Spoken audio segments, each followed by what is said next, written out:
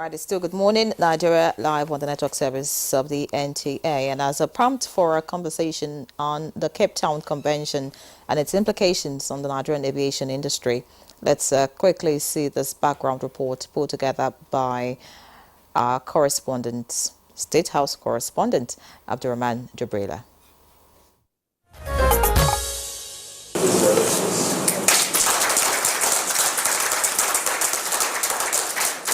Capetown Convention Practice Direction signed. The principles of the convention now becomes reinforced in Nigeria, reducing the cost of insurance for airlines, restoring investors' confidence in the nation's aviation industry, and enabling domestic airline operators to dry lease aircraft, among others. And this is coming as some local operators had in the past breached the Capetown Convention, which regulates aircraft leasing across the world, leading to the Aviation Working Group, co-chaired by Airbus and Boeing, saying Nigeria will be blacklisted until it implements a law that will guide against a repeat of such breach. We were able to cross-pollinate ideas across all sectors and have come up with robust solutions to the challenges facing the aviation industry. And we will take all necessary measures, as painful as some might be, to protect, promote, project, and preserve the interests of the Nigerian nation. Be rest assured that President Bola Ahmed Tinubu is keenly interested in the promotion and preservation of the Nigerian airline industry. I spoke with him about 3 days ago, and he was very much interested on the outcome of our deliberations today. Nigerians have been seeing the high cost of flight tickets lately.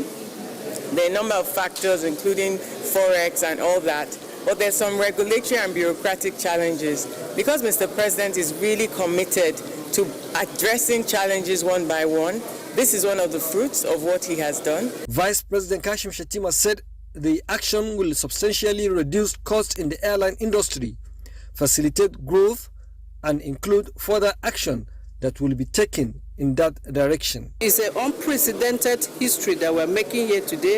It's a venture that will boost the Nigerian airline and will boost the Nigerian aviation industry in the sense that more airlines will be able to acquire aircraft at cheaper costs. So a message has been sent to the entire aviation world by President Ahmed Bola Tinubu that the Nigerian airline industry is good to go, that they should feel comfortable to deal with any airline. If you like, bring 100 planes into the country. The airline industry will live to the tenets of the Capetown Convention. On our own side, as airlines, we promise not to disappoint this country. The insurance sector, being represented here by the regulator, will be working closely with the operators with one ultimate objective of Nigerianizing and localizing all those elements such that the Nigerian economy can grow and benefit from all of this. Signing of the document will reassure the international community it is safe to invest in Nigeria, and the unprecedented history made is a venture that will boost Nigerian airlines and the entire aviation industry, as the signing of the document was significant progress for Nigeria's aviation sector and the economy in general.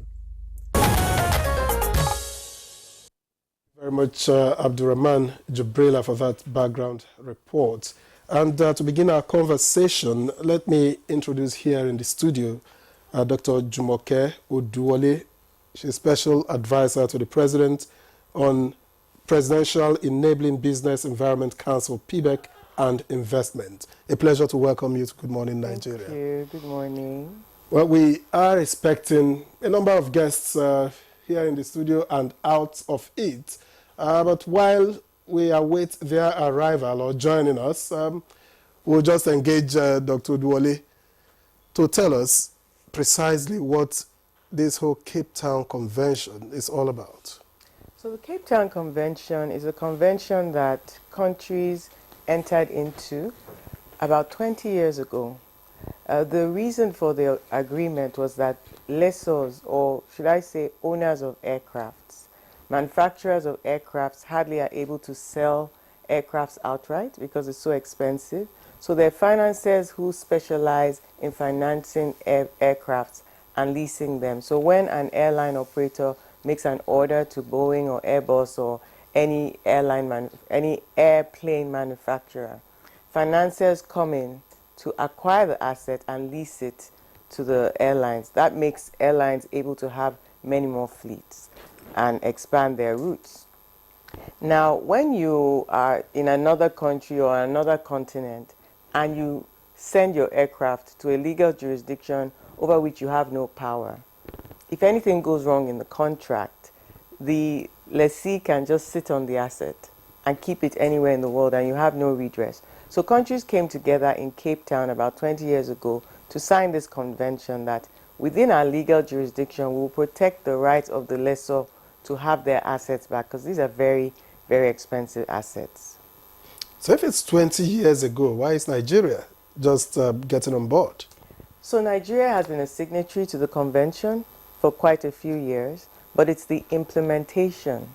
So we had a legacy issues. One of our airline operators in the past actually went to court. Like one or two of them have gone to court and detained lessors' planes within the Nigerian legal jurisdiction, and they got interim injunctions. They were able to keep the aircraft, and long and short of the matter was that Nigeria got blacklisted. Because you know it's a closed market, Boeing, Airbus are like the co-chairs, and the country got blacklisted because the jurisdiction could not protect the rights of the lessor. So without procedurals for the courts, judges can give the interim injunction based on, you know, with any other commercial law, you can give an interim injunction to detain an asset. So the convention sort of legally overrides that basic legal process. We need practice procedures to be able to adhere. So judges would know anywhere across the Federal High Court, which is what has the jurisdiction for transactions like this, that you cannot detain, you have to be able to release the asset within 5 to 10 working days. So Nigeria, okay, go on please. Yeah, go ahead. So I'm a lecturer, so I have the tendencies to give the lecture since you asked the question. So without those jurisdictions, really without the fault of the judges, just going by normal commercial law, you would be able to give an interim injunction. But with these procedures signed by the judge of the Federal High Court yesterday, judges would know that in the case of aircrafts, when a lessor, you cannot give an interim injunction without hearing the other side. Outside the issues between the lessor and then, whoever, is using the plane as at that particular time, what other benefit does Nigeria stand to gain from all of this? Oh, that is just the beginning of the question. So having those practice procedures and having our legal jurisdiction in Nigeria really up to the global expectations releases lessors to be able to contract freely with Nigerian airline operators, knowing that the legal jurisdiction, they'll be protected. And then this opens a whole opportunity of getting dry leases, which are planes that are leased to airline operators. Wet leases are leased to airline operators with a crew and pilots. So they're very expensive. Dry leases allows the airline operators to employ their own pilots and crew. So if you are able to access dry lease, because it's just a small market of lessors and plane manufacturers. So if you're out of the club, it's like a child being shut out from the playground. You can't access what everybody else is enjoying. So now Nigerian airline operators can go and contract with the lessors, knowing that they don't have to buy their planes outright. Right now, we understand that Nigerian airline operators have to own their planes. They have to buy the planes outright, which is a lot of money. So what that means is that they end up buying older planes, which are of course cheaper, and they cannot lease newer planes. So that's part of why you see that the airplanes we have around here, which of course as a country, we want to have the newest and best planes. It's for safety, it's for comfort, it's for speed and efficiency. So now they can also expand their routes. They can go to more places at more times. They'll have more planes available. The cost would come down because now they don't have to try to buy planes outright. They can lease. So the cost of our tickets will come down. and there'll be more routes. So there'll be more availability to travel. All the airlines have just few planes. They're selling tickets. They're not able to cover all the routes. If anything happens, it's too tight, it's too close. We'll have more aircrafts available in the country, and of course that leads to ease of doing business. Ease of doing business, yes. You know, you mentioned that word earlier, even before we started. It seems like you really like it. Nigerians want to see ease, or rather want ease when they have to fly. And of course, ease in their pockets, ease with timing, and all of that. Are you saying that this is a straight bullet, you know, to deal with all the problems in the aviation sector? Of course, the prices, for example, of airfares, delays by, you know, airline operators. I mean, there's so many issues. All kinds of problems when you have to travel. So do you think this would address all of these challenges at once? Because of course, I'm sure when the airline operators owners will join us, they may tell you, oh well, aviation fuel or one other thing and all of that. So do you think this would deal maximally with all the problems that we have? So there are many things. There are many things. Airline operators, almost everything they do is priced in dollars. So they have the normal issues that every business has in terms of access to FX, the cost of FX. They work in the macro, so the high interest rates, the inflation, they're battling with every other challenge. But in addition to that, so at the PEBEC, we work on regulatory, bureaucratic, legislative challenges. So this particular judicial constraint with our legal climate, with our jurisdiction, was hindering them from accessing aircrafts at a cheaper cost. And so that is transferred in terms of pricing. And another thing that did was that the blacklisting was also making it very expensive for Nigerian airline operators to insure their planes.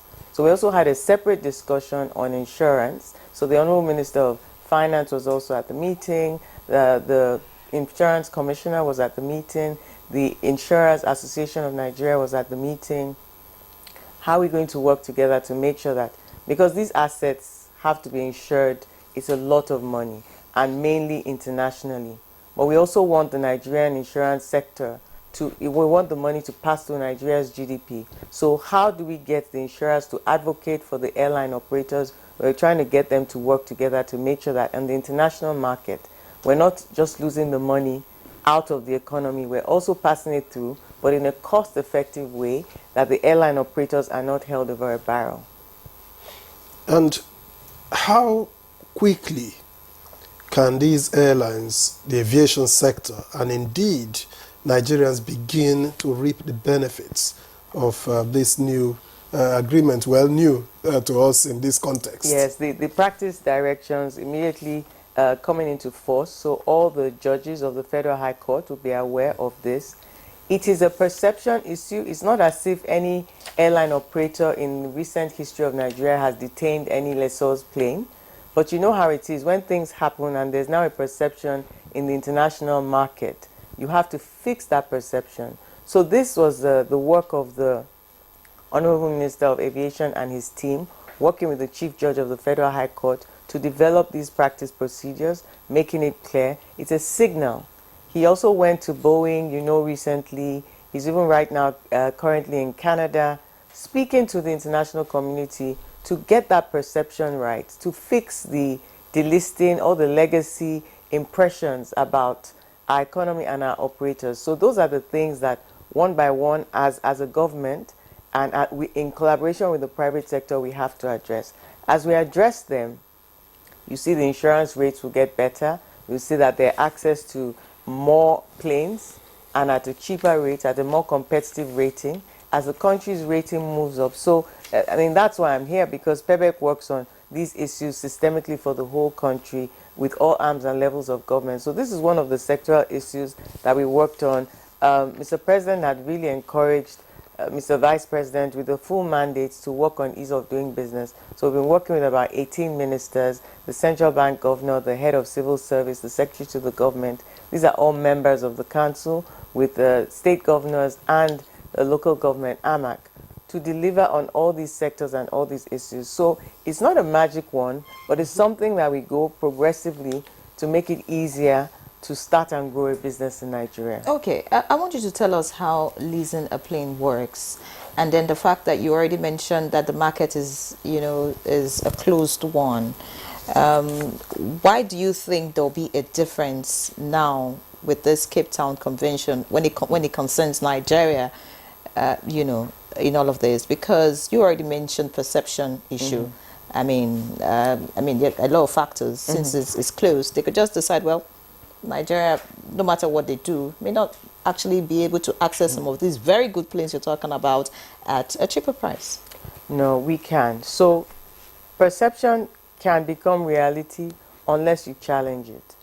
So the Nigerian government, the Honorable Minister of Aviation, has been challenging those legacy perceptions. So this is a result of months of hard work, engaging with the international community, doing the work, so they know that we've been on this process. And so now they've seen that we've signed the procedures, the court procedures. That's one step. Working with the insurance community to make sure that when operators go either to the international market or even through Nigerian insurers, that they're getting a fair rate that reflects the reality, that are, perception, high risk, and then they get high premiums out of, and that's passed into the cost of the ticket. So when you start working on those perceptions and championing and advocating for your ecosystem and for your value chain and stakeholders, and when they work together, so we had the airline operators speaking with the insurers and really committing, the regulator of the space, the National Commissioner for Insurance, NICOM, the head of NICOM, will be working to coordinate this activity. So together, Nigerian airline operators and Nigerian insurers will make sure that Nigeria is projected and getting the best possible rate on the international market. And does this help, I'm just wondering, help Nigeria Airlines make inroads into new flight routes? So I learned yesterday from the representative of the Honorable Minister, Mrs. Anastasia Bram, that it's not actually linked, in the sense that getting your planes and leasing your planes is a different discussion or transaction from dealing with the sort of the NTA, the flight regulators of different countries. So His Excellency the Vice President actually asked the question, would that get Nigeria to be able to fly to, say, the US, again, Nigerian Airlines?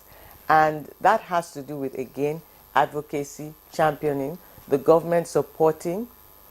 So I think Air Peace is in the process of making an application. And as a business, you cannot really survive or thrive if you don't have your government. In that kind of space, you don't have the backing of your government. And definitely our Nigerian airline operators have the full backing of the government of Nigeria. All right, full backing. Yes. I asked you a question earlier about how you think this is really going to change the narrative, because some time ago when Air Peace tried to venture into the international route, going to the UK, we saw what happened. International airline operators trying to, suppress that move, just because they want to dominate the market and all of that. So, do you?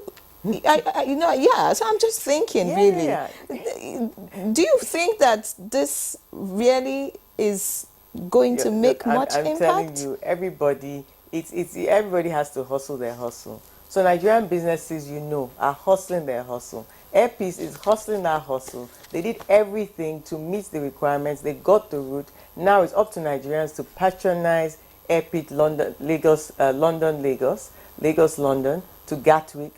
We have to now support so that route will not die. The tickets are actually sold out. We need to even encourage them to get more planes to be on the route. So we as stakeholders also have a vested interest, and the more planes and the more carriers from Nigeria, the price will always be cheaper for us than other airlines globally coming here.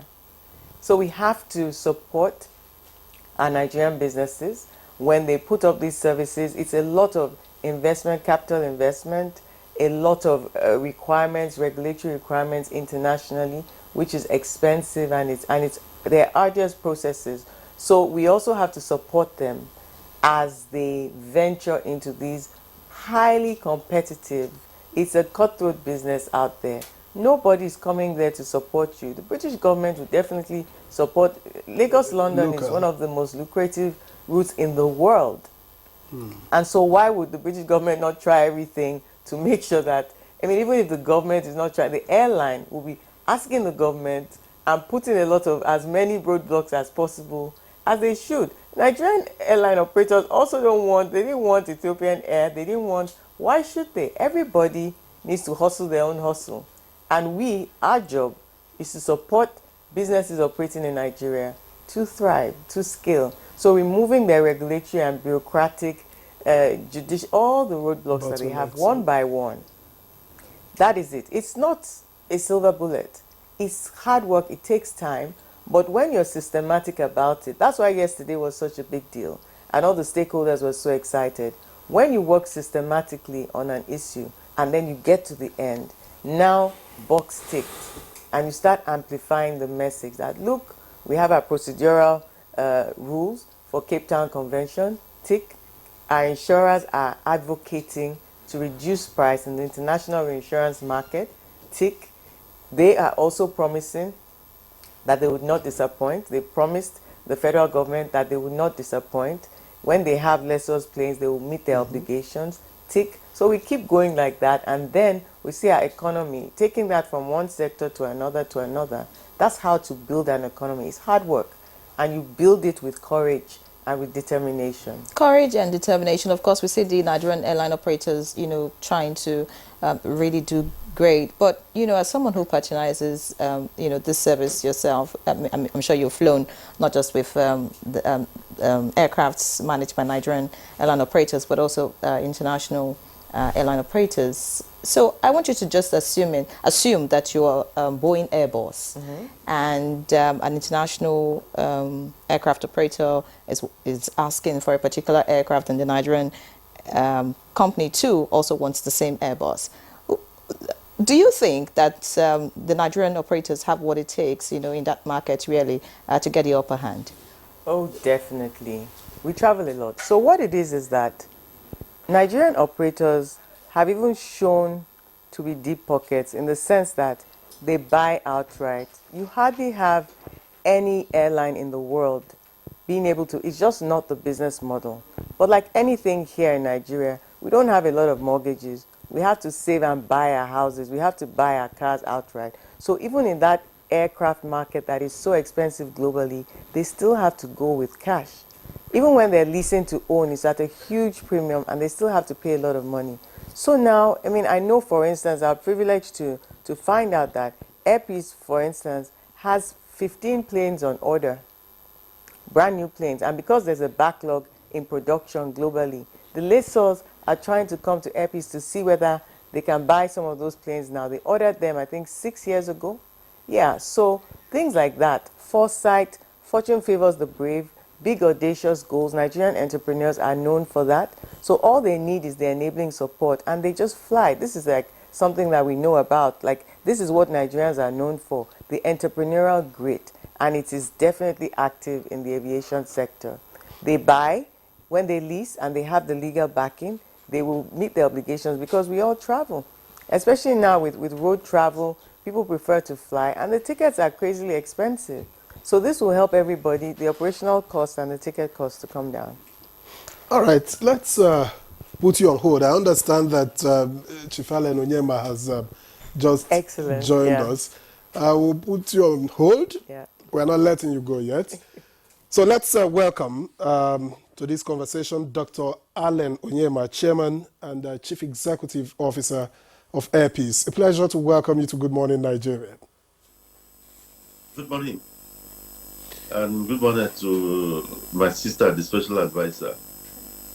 All right. Let me just ask straight up what this convention, the Capetown Convention, means for Airpeace, for instance. And I'm using Airpeace as a point of contact for other airlines in Nigeria. What does it mean for you? More money, more aircraft, more investments, just what? Well, I want to, first of all, use this very opportunity to thank our president, President Bola Ahmed Tinubu. I think he's a game changer. His regime has done something has never been done before in this part of the world. And what President Bola Tinubu has done through Festus Keyamo is nothing short of revolution. This is a welcome revolution in the industry. And like my sister was explaining to you there, Nigerians are known for our resilience. If we could, face this odious task, all these years I've been surviving without these dry lease opportunities, the fact that the president has made it happen today, Nigerian airlines will excel. Like I said, all the airlines in the world, the legacy airlines, they don't own those planes. They're all dry leased. They can make orders, the lessor comes in and finances them.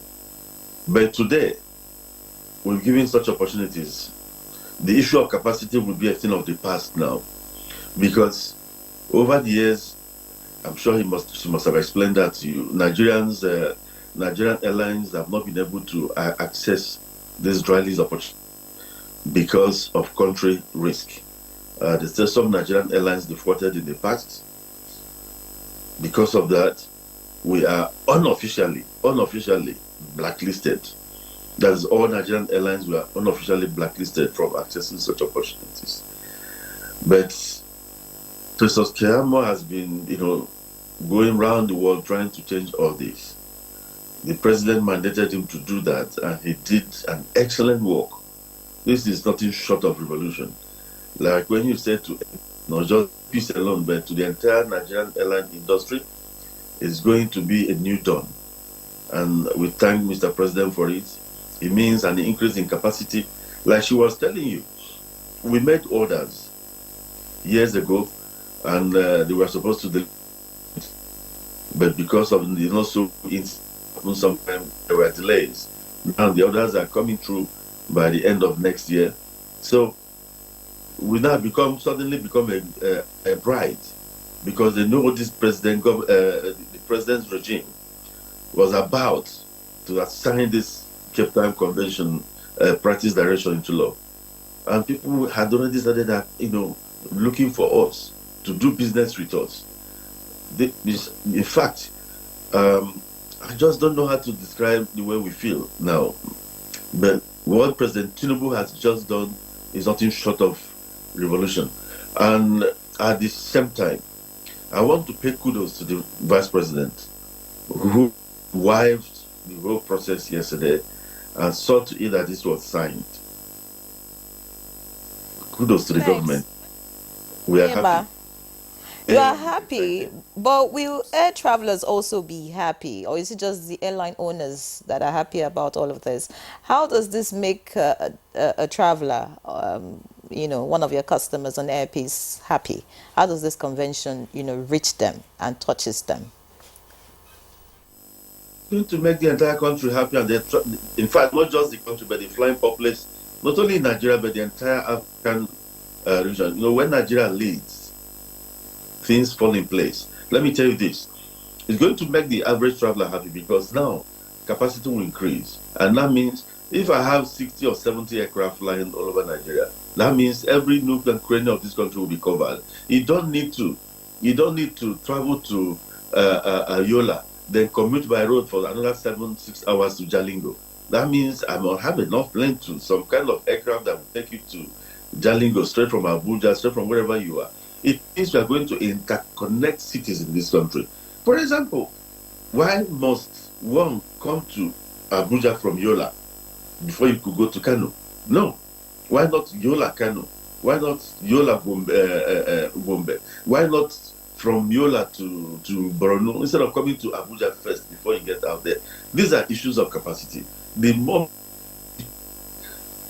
Nigerians may not know what this government has just done with the signing of this practice direction yesterday.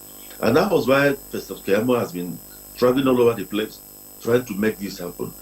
It's a new dawn for this country. Passengers are going to enjoy. And once the capacity is there, it will mean reduction in price, reduction in airfares. It will come with reduction in airfares. And at the same time, the cities of this country. Somebody in Akure will be able to travel from Akure to Warri by air. The kind of aircraft that will do it will be there. Somebody from Calabar will be able to go to Warri by air, Calabar to Enugu by air. You don't need to come from Port Harcourt to Abuja to be able to go to Kano. You don't need that. You have to fly straight from Port Harcourt to Kano. What the president has done with his signing means that the economy of this country has just been opened up. You just wait and see. And of course, the West Coast is there. Central Africa is there. Much, Dr. Onyema. I can see excitement. I can feel the excitement that you feel, with all of this. But I ask, all the opportunities opened up just by virtue of government making this available. Are the airlines ready? Do they have the capacity to take up all of the opportunities? Because some of it could be getting more aircraft, getting into more routes and all of it. Are you ready? Of course. You don't know. See, let me tell you, before yesterday, bring in any of those legacy airlines from the first world. I call them the first world. They call us third world. Bring in any of those legacy airlines to operate under the same conditions we've been operating. They may not last more than 72 hours. That is the truth. So if we could thrive under certain conditions, under conditions where you must amass all the wealth you can think of in this world to be able to buy one aircraft. You know what? The cost of the least brand new plane will be nothing less than $50 million. And you're talking about having 30 or 40 of them. You know what? The capital outlay is unbelievable. Out there, they can't afford it. Is it not in the first world? If you want to buy air conditioner, you can do it through financing. You want to buy telephone, it's financing. So you can imagine what we are going to, where the capacity. So if we could do it when the conditions we are so hurried. Now that we've been, freed from the clutches of stigmatization, Nigerian spirit, trust our entrepreneurial ability and resilience. It's going to happen. Because, for example, before yesterday, for me to get financing from any of the Nigerian banks, I have to depend on 30% or 26% or 25%. That is huge. So if these airlines have been thriving under this kind of condition and trying to succeed, now that the president has made it very, very affordable for us, because the money, even wet lease that we do in this country, the money you use in doing wet lease, one wet lease of one aircraft, you could use it to dry lease about 6 planes through this convention. The money I use in buying one of my brand new planes, for goodness sake, I could use that money for one of my brand new planes to lease over 30 aircraft. Over 30. So you can understand what I'm saying.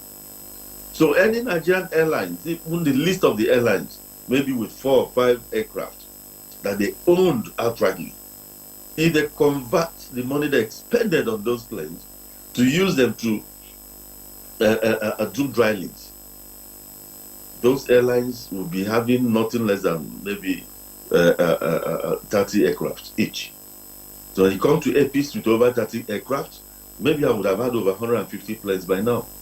So you can understand what we are talking about.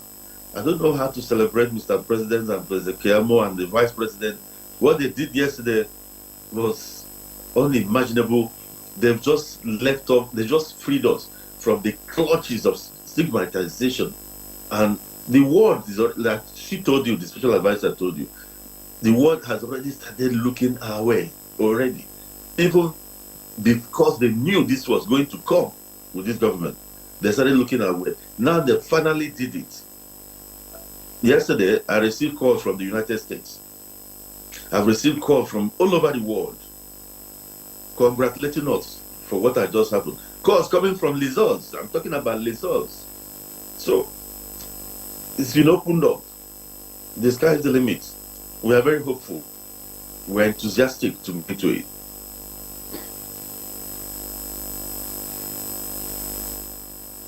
I like your optimism and the fact that this administration is doing well in this direction.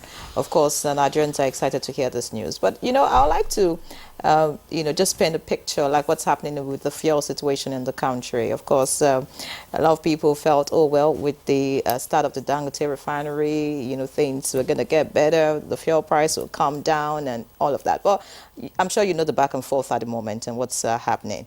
So you talked about increasing, rather reduction in airfares. Of course, that's one thing a lot of Nigerians want to see. I mean, the current economic situation and the fact that a lot of people cannot afford to travel, by air because of the airfares. In the past, listening to airline operators and of course listening to you, you have never mentioned this convention as being one of the reasons why the airfares were high. It's always been aviation fuel, other factors and all of that. I would like you to, just make it really clear to us, and Nigerians watching you at this point. The issue of aviation fuel being expensive and, all the bottlenecks with that and all other issues that the aviation sector is facing. Will this deal with all the problems? I mean, when I'm talking about all the problems, airfares, of course, and then delays with flights that we get to see, all the inadequacies with the airlines and everything. Will this just be the miracle that we need to see? Thank you. The truth is, the moment you bring down the cost of acquisition, we're talking about cost of acquisition of your capacity. The moment you bring down the cost of acquisition, that also will trickle down to the cost of airfares. However, we've been talking about this inability to access dry lease opportunities over time. We've talked about it before. If the cost of acquisition is very high, of course, it will go to airfares. But now, this to bring down cost of acquisition. Like I said, the money you use in buy one brand new plane, you can use it to lease about 40 other aircraft or 50. So, if the cost of acquisition is brought down through this, it will surely affect the cost of airfares. However, it's not just this that will bring down airfares. There are other parameters. How about the numerous charges airlines are faced with in this country? This country is the highest, gives you the highest cost of operations in aviation. The charges in the country is the highest worldwide.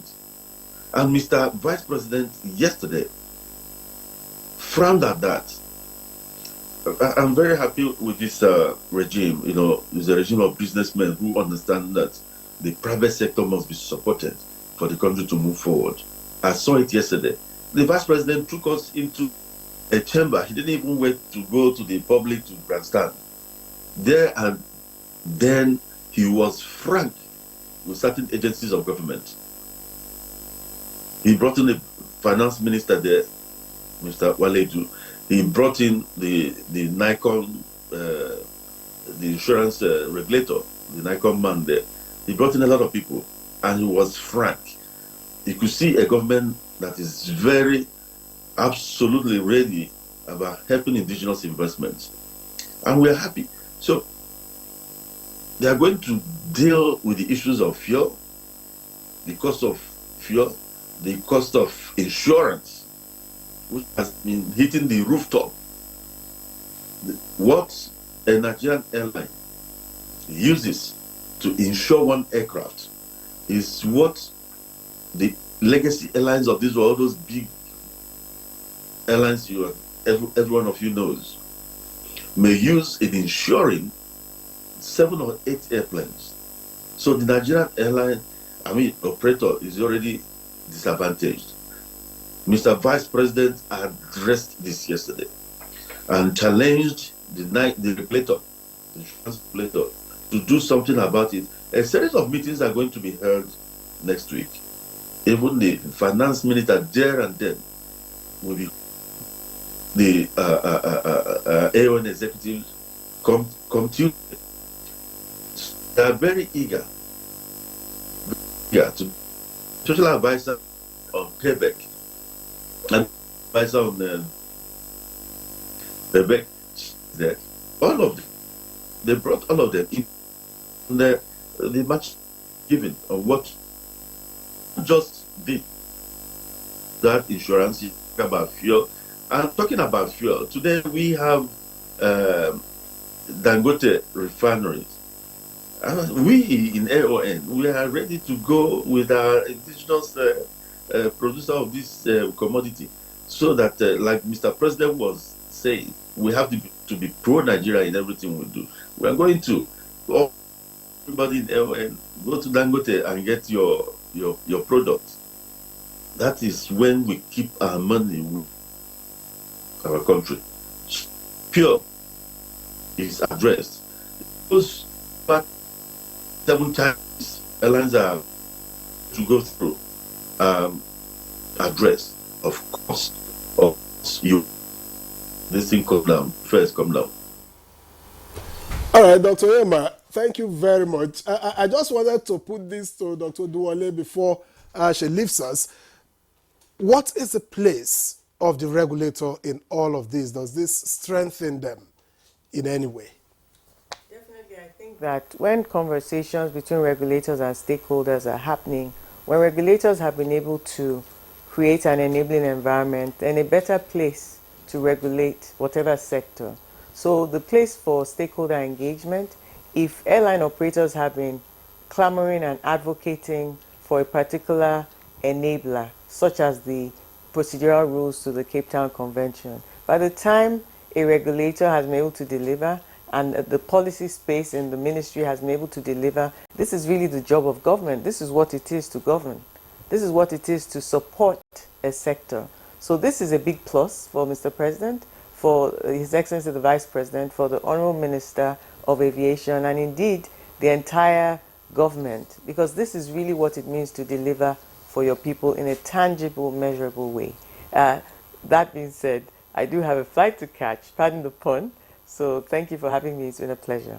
Good morning. Thank you very much, Dr. Jumoke Oduwale. Thank you for your time. We appreciate the sacrifice you've had to make this morning. Thank you very much. Thank you. Let's take a break. It's an early break. We'll just take this break and return for the conversation afterwards. Please stay with us. All right, thank you for staying with us on Good Morning Nigeria. We have been discussing the Capetown Convention. Am I right? Yeah. And Nigeria's aviation sector, what this means for all of us at the end of the day, not just the airline owners, customers, people who patronize. Passengers and the ordinary Nigerians Exactly. at the end of the day. Exactly.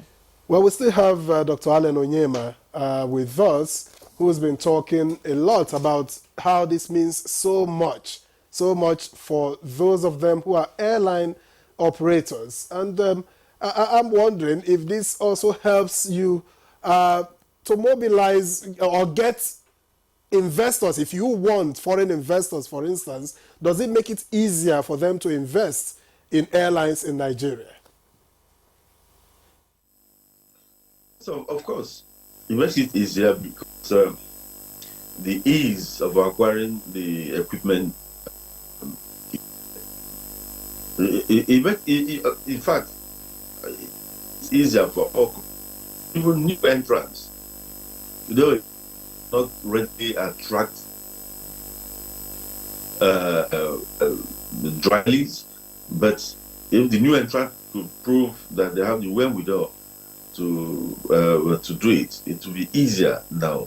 So for everyone, it's going to be a rosy playing field.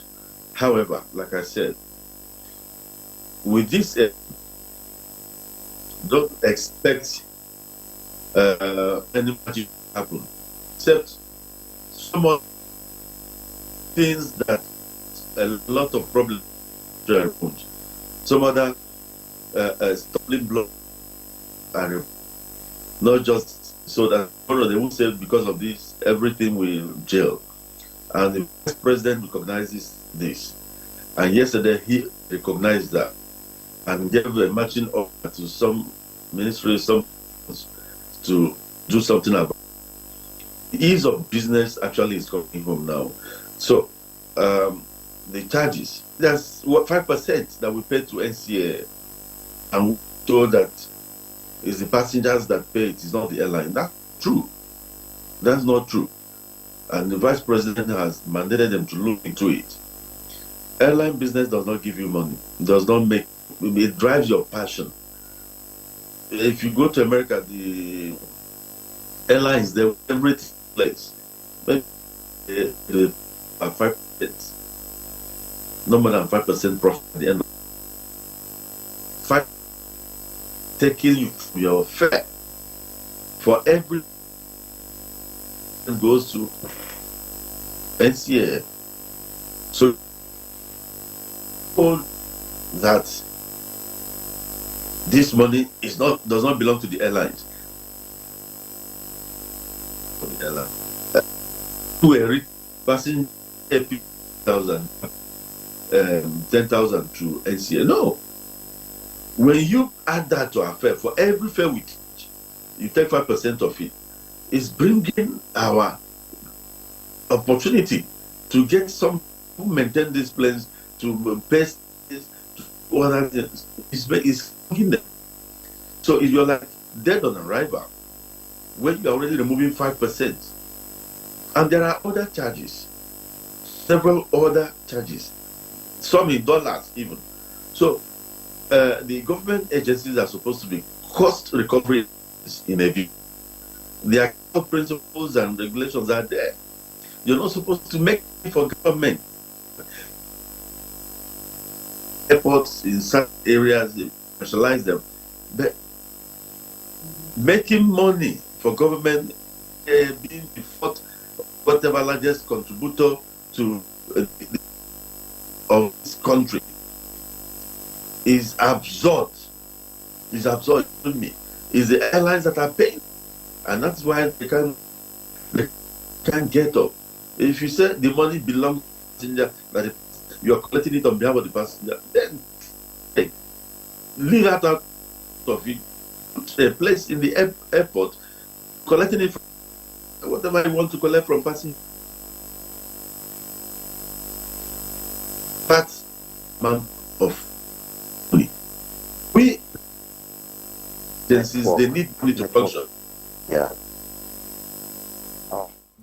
All right, Dr. Alan Oyema, I just hope your connection gets better. You're trying to highlight some of the other issues, of course, which the Vice President has said, should be addressed just so that the sector can function better. But, I'm just thinking about what you said. You talked about the outright cost of buying an airplane, and then when you lease, say, 40 airplanes, and then it means that you can cover more routes and all of that. Agreed. You will be able to cover more routes with the signing of this Capetown Convention.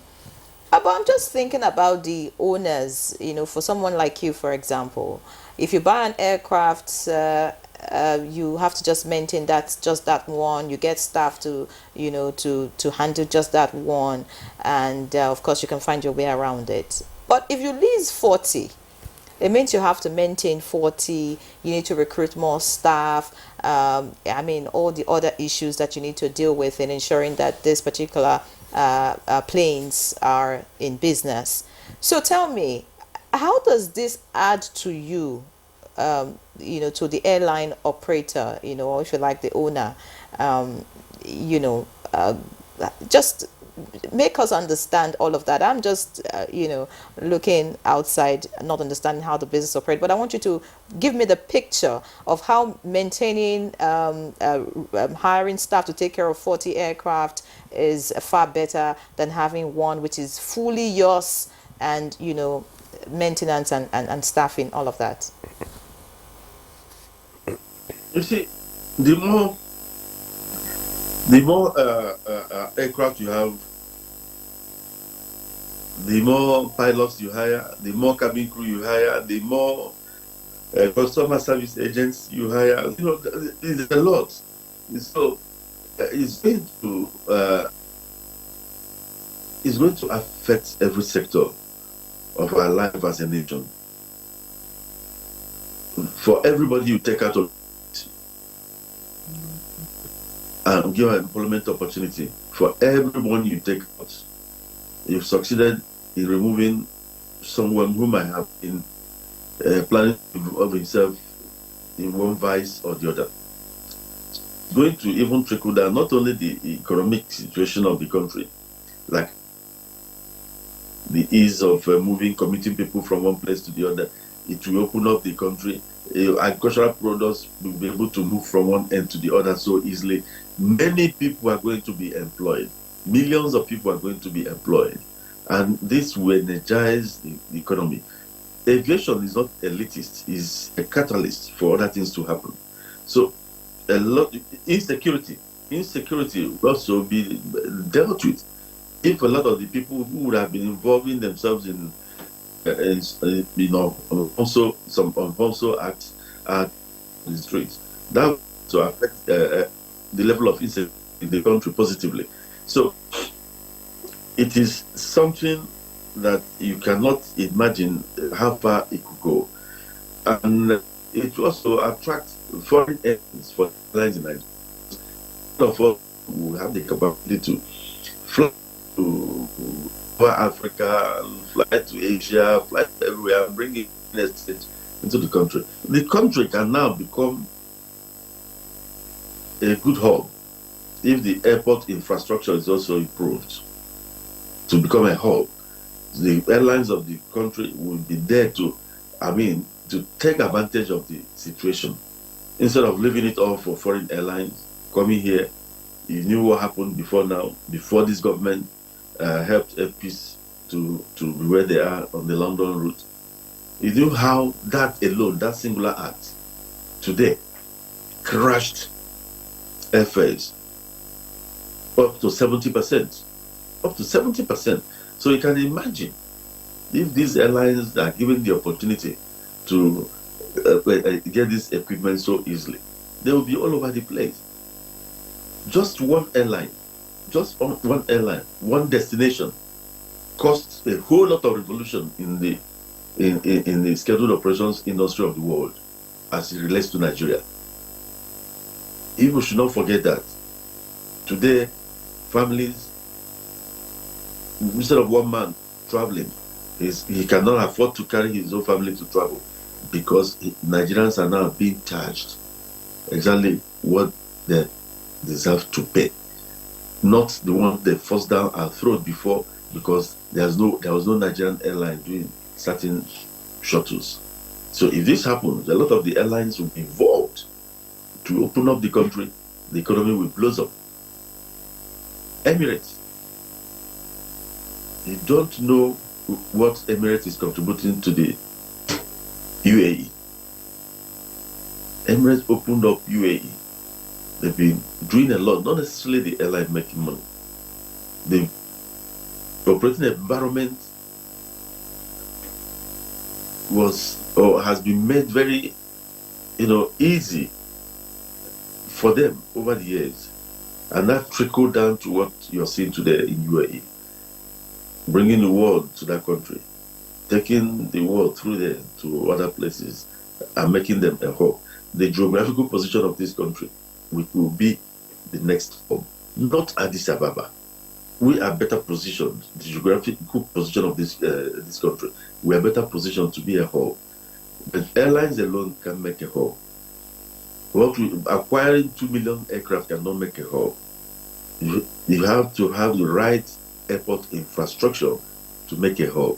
You have to have transit facilities in your airport for your country to be able to make a hub. A situation where somebody lands from, somebody going to maybe Dakar from Douala in Cameroon, comes to Lagos and has to check out, has to pass through immigration, quarantine, customs, and everything. You come out, then you do visa. You now come back again because you're going to Dakar with the Nigerian airline. You are passing through Nigeria, and you have to start checking in again to come. Nobody will want to come here. Nobody will want to come here. So the airport infrastructure must be improved. We must have transit areas so that when you land, you don't go through immigration or whatever. You go to the transit area where you're supposed to wait for the next flight. Take it. The moment that is the next thing I know this government will do anyway. Many thanks, Dr. Allen Oyema. You have, spoken so well about how this is going to improve the economy. I was actually asking how this helps you as an airline operator, how this improves your earning, or I don't know, how this benefits you in the fact that, yes, you have more aircraft now you have more airplanes to manage, and then you have to recruit more staff. So it means you're going to be spending a lot more and all of that. But I would really like you to balance that for me, how this is a cheaper opportunity for you compared to having, your own aircraft that you can maintain. But, you talked about increasing the routes. In the increase of the routes, would it be international or domestic? This is because for domestic flights, okay. Anyways, I'm just going to ask my question, but I'm sure you respond after the break. The domestic flights, you want to wonder how many states or how many capital cities in Nigeria have functioning airports. So yes, so if you say you're going to be stopping at different places, I mean, are there airports that are functioning in that place that will be able to accommodate the planes, all of that? I'm sure you'd like to talk about that when we come back from this break. Let's quickly take this break now. Good Morning Nigeria continues. Stay with us. All right, many thanks for staying with us. It's still Good Morning Nigeria live on the network service of the NTA. That break was quite long, but of course, this is a unique Friday, and I'm sure you understand. We still have Dr. Allen Oyema with us, and we're still talking about the convention that was signed, talking about the Capetown Convention and how this affects the aviation sector. Before we went on that break, Dr. Allen Oyema, I was trying to ask, because you talked about the fact that airline operators can now begin to cover more routes. So when you say more routes, are you talking about international routes or domestic routes? I ask that because for domestic routes, you need functional airports at different points. And we know that maybe you can tell us clearly, how many airports do we have that are functional in the country that will be able to accommodate more routes? Excuse me. Okay. With the increase in capacity, definitely there will be more routes, more frequencies. For example, if I'm going to Kano 2 times a day, because I have just one aircraft doing that, I could be going to Kano 5 times a day. Now, when you talk about functional airports, even the existing airports, you can develop more connectivities. There's no Enugu Kano. There's no Enugu Kaduna. There's no Calabar or Calabar to Enugu. There's no Port Harcourt to Kaduna. Everybody comes to Abuja. But if you have enough capacity, all these routes will be developed. So development of routes or increase in routes network is not only local, it's not only domestic, even regional and international too. Most of the airlines will have the capacity to foray into Africa. Not just, so it's both regional, international, and domestic. Even within the country, there are a lot of places. We have the airports, we have functional airports. What you can say is that the airports might not be what you think of, maybe, for example, some will close around 6 p.m. they will close. But at least within the window of 7 a.m. and 6 p.m., you have one way to go. Like I said, you can create a flight from Calabar to Kaduna. Somebody from Calabar doesn't need to go to Lagos before getting to Kaduna. You can create a flight, can bring a smaller jet of about 30-seater or 40-seater. You'll be able to fill it, even if it's 3 times a week. That will ease the problem of commuting all over the country.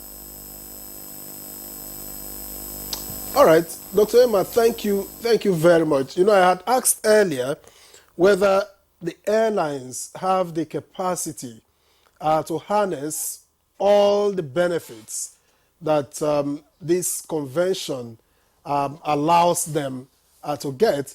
I don't know now what this would mean for staff of your airline if you have to get all that, you tap into all that is available to you, what this will mean for staff of your airlines and how it can even make your airlines better, what more can be done to make your operations in Nigeria better besides this?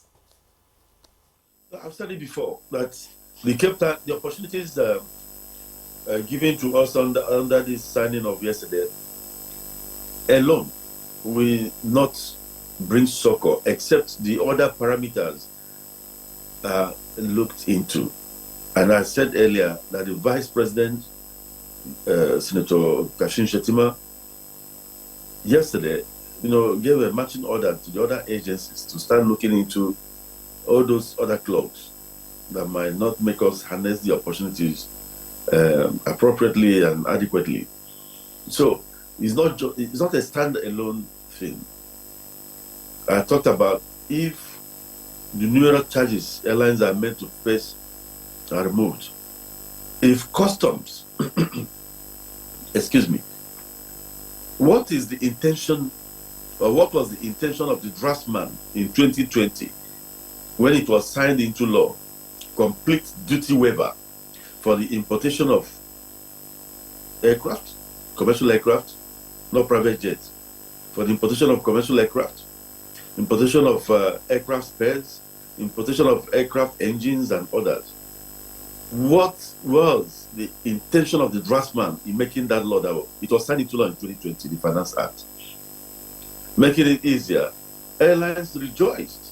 But at the end of the day, customs brought in the one they call CISS, EAITLS, they say ECOWAS, and under those headings, the same airlines are being made to pay a certain amount of money. Each time we import aircraft, each time we import spare parts, each time we import engines and others.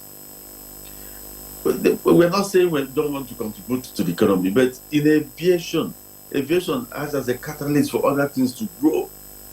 You don't stifle the airlines. If you stifle the airlines, it will stunt the growth of that country. And you don't want to depend on foreign entities to come and do those things for you. Because at the end of the day, capital flights, look at how long it took Nigeria to liquidate the backlog of monies being owed foreign airlines. That affected us also. In fact, affected the country as a whole. So what we are saying is, Customs has to remove that because the Finance Act of 2020 envisaged zero duty, not coming under through some other headings to make us. But then we are meeting with the finance minister. He's agreed to. The vice president told him to give us audience. We are meeting with him on Tuesday, and he's very willing. The government is very willing to listen to us, not just listen to us, but act just like they've done in this. So, if you remove these charges, if you address the issue of fuel, if you address the issue of insurance, and address the issue of airport infrastructure, definitely a lot of things will improve. And if we start accessing equipment through dry lease, I'm not going to go out there to be borrowing a lot of money again from the banks at exorbitant interest rates. And that will also affect the workforce, like you were asking me. The workforce will be better for it. Because before you compute your salaries, you have to think of other costs. So if my costs are reducing, of course, it will trickle down to the workforce. They will enjoy it too. Thank you very much, Dr. Allen Oyema. We need to go because of time, but I just want to ask, now that we're going to be seeing more airplanes because of this convention, the Capetown Convention, what does this mean for safety? Do we have what it takes to monitor, so many airplanes, flying here and there in the country? And of course, let us know your closing thoughts as we round up the conversation. All of this in, say, 60 seconds. When you talk about safety, Nigeria has one of the most safest skies in the world. You see, the problem we have is that we don't praise our own. We don't praise our own. Nigerian airlines are very safe. The NCAA, the Nigerian Civil Aviation Authority, the kind of oversight they bring to bear on airlines in Nigeria, nowhere in the world does that happen. People don't know that planes fall out of the skies all over the world on a daily basis. People don't know. We have to appreciate Nigeria. We have to appreciate ourselves. We look down on ourselves so much. When we wanted to start London, some people were querying, can APs go to London? Hey, you want to fly? What kind of rubbish, arrant nonsense? Arrant nonsense. We don't appreciate our own. An airline that goes to China 14 hours non-stop, removes passengers and comes back another 14 hours, your query is a capability to go to London. The same way they query the capability of other Nigerian airlines in doing things. If the planes come, it will even improve safety. It will even improve safety, but I tell you, the Nigerian airspace is one of the safest because of what the ministry is doing. Look at the other day. At times, you may accuse the Minister of Aviation of intervening. The government is watching every airline. The NCAA is there watching every airline. The NCAA conducts their affairs. Captain Najomo is the seasoned pilot. He knows if any airline is going to cut corners. And he's on top of his game. Thank you so much, Dr. Alan Oyema. It was really great to have you on the program. Because of time, we have to end the conversation at this point. Of course, it's a continuous one. I'm sure that once we begin to see improvement, we would like to have you back, to tell us, some of the gains we're making in the aviation sector. Thank you so much. We do sincerely appreciate you, Dr. Alan Oyema, for joining us on Good Morning Nigeria today. Thank you. All right. So that's Good Morning Nigeria. Regrettably, the NCAA has been mentioned so many times today, and they were supposed to be on the program, and it turns out a no-show. All right. We hope the NCAA would answer to that some other time. So that's Good Morning Nigeria this Friday. Thank you so much, Shami and Rejon. Enjoy your weekend. And I am Victor. As you enjoy the rest of your day, we'll see you on Monday.